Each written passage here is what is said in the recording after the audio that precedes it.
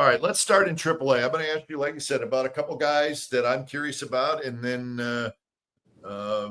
you can let us know about some guys that maybe are playing well or maybe getting overlooked a little bit by the fans. But everybody wants to know about Bryce Eldridge. I know he's out right now.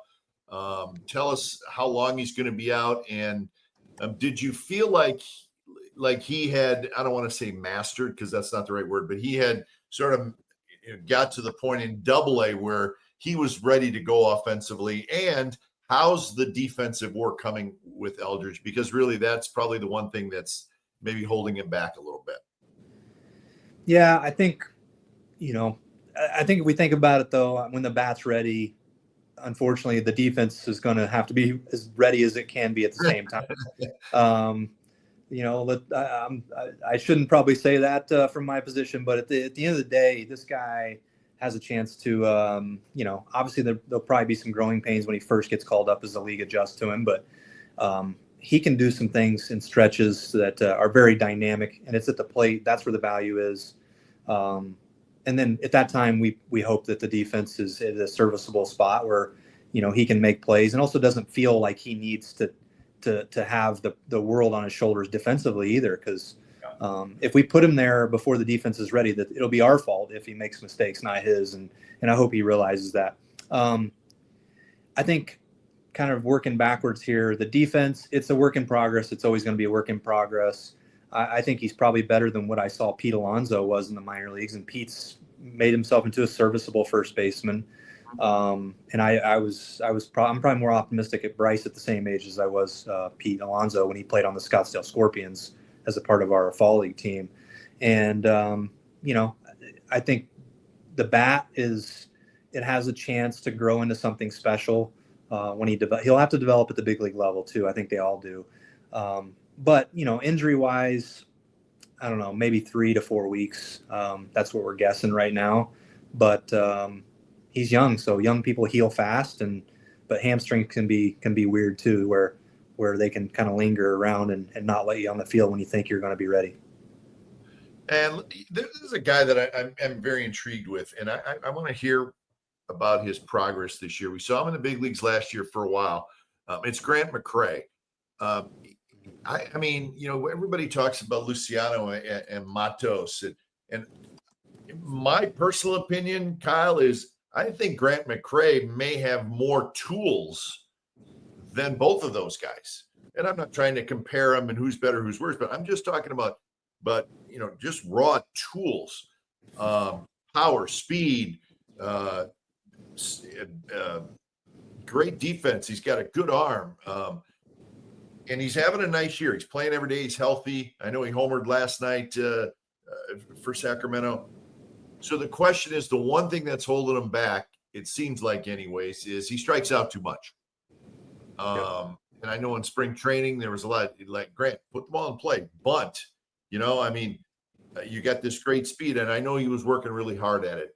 Is there any progress in that area with Grant McCrae? Because I think if he could cut down on the strikeouts some, I think he could be an everyday player in the big leagues. And I mean, there's a ton of talent there.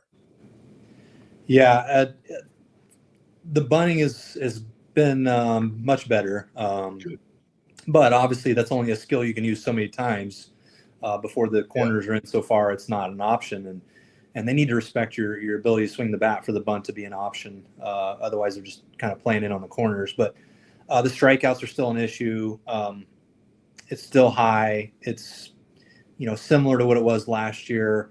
I think the next step for us is going to be, and I hate to bring up other players, but like I've always been a big fan of Zach Neto with the Angels, who's kind of got bigger moves. He's skinnier. He's got some power before 2 strikes, and then with 2 strikes, he basically goes into a simplified approach early.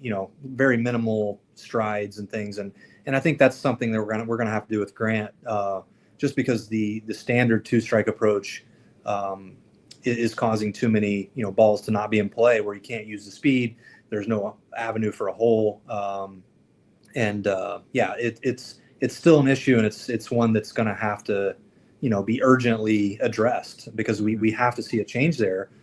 Because to your point, everything else is phenomenal, But if the ball's not going in play, you really can't use your tools. The last time I checked, at least. But yeah, he has a chance to be a much more well-rounded player than maybe almost everybody on our 40-man roster, if you think about it. Where the power, speed, defense, etc., bunt for a hit, power, just do a lot of different things.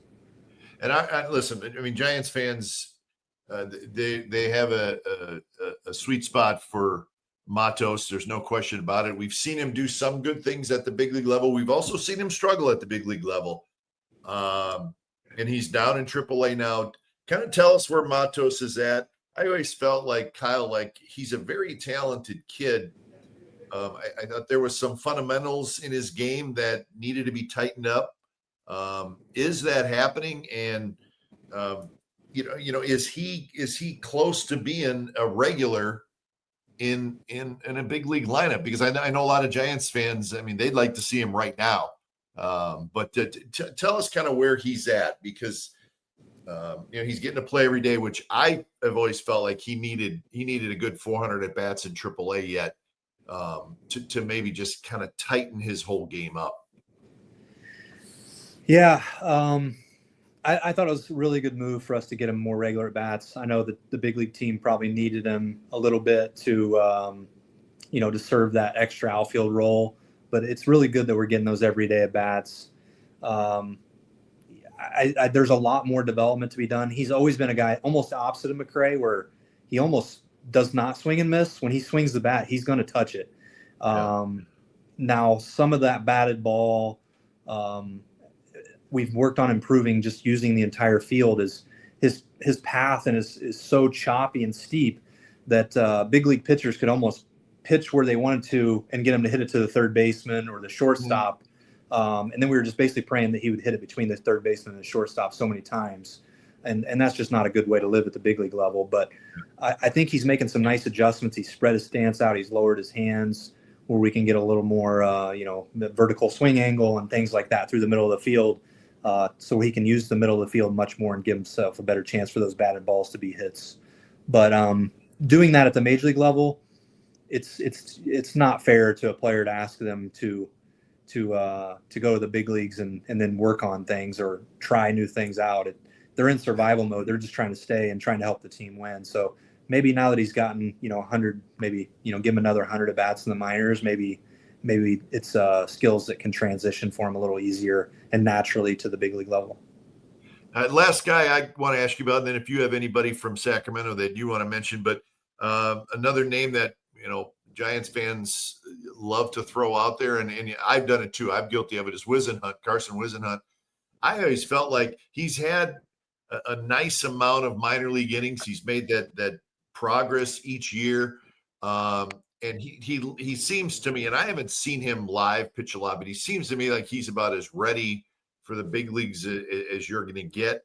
I know he struggled a little bit in June. He did pitch better last night. It looked like, anyways, his numbers.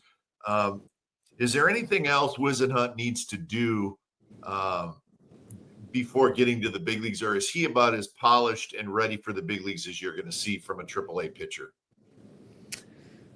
I think one is the stuff start to start waivers a little bit. He's capable of touching 97 with the fastball. He's capable of pitching at 91.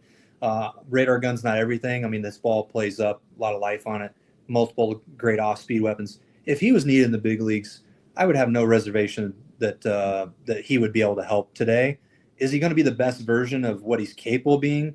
I think obviously he could use a little more seasoning, but he's definitely, somewhat ready, I guess you could say. And, the style of pitcher that he's capable of becoming, I think it was maybe, a few weeks ago, the days are running together for me, but I was at the game in versus the Royals, and the local kid, Chris Bubik, faced us, who's had a phenomenal year. It kind of reminded me of the similar stuff and what Carson's capable of doing if he, grows right, learns, develops just how to set hitters up and put them away, etc. He's capable of doing a similar, having a similar year to what Bubik has done, similar stuff. We're talking to Kyle Haines, the Senior Director of Player Development for the Giants. Anybody else that you want to mention in Sacramento? And we spent a little extra time on Sacramento simply because, that's one step away from the big leagues. And those are the names that we've certainly heard a lot about, and names that, you still may see in the big leagues this year with this team, fighting to get in the postseason.